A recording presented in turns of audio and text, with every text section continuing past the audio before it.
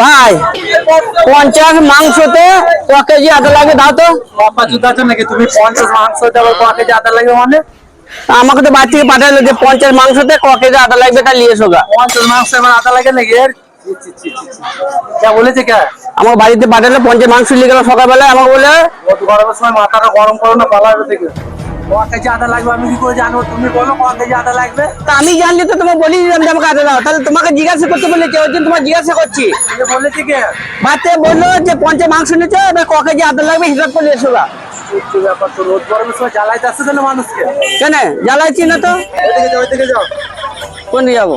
ওইদিকে যাও, এইখানে আর সহ্য ব্যাপার তো পাচ্ছ নাকি তুমি? 50 মাংস এবার ক কেজি আদা লাগবে বলো। তা আমি আদা না লিখে আমার বাড়িতে খেতে দেবে না, তাহলে কি করবো? দেবে না, রাস্তায় গড়াগড়ি মারো এখানে। তাহলে আমি গর্বে মাছি, আমি গর্বে মাছি, তুমি দাও দাও।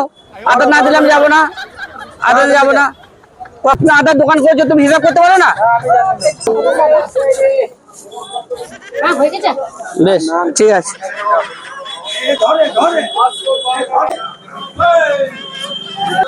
কি হলো? দিয়ে যাও পয়সা, কেন? পয়সা দিয়ে যাও, আদা নিলে তো পয়সা দিয়ে যাও। তুমি তো আমাকে দিলে না আদা। পয়সা দিয়ে যাও, হ্যাঁ, আদাটা নিয়ে পালাই যে পয়সাটা দিয়ে যাও। কি পয়সা দেবো? আদাটা দিলাম, পয়সা দাও। আরে হবে না, হবে না, আরে যা না। হবে না, হবে না, হবে না, হবে না, হবে না, করছি। দাও। না,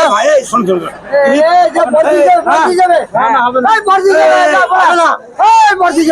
হবে না, হবে না। করে দিয়ে যাবে কি আর? খেপিকে তুমি কি 50 মাংসতে 2.5-3 কেজি আদা লাগবে? তা আমাকে তো বললো যে ক কেজি আছে।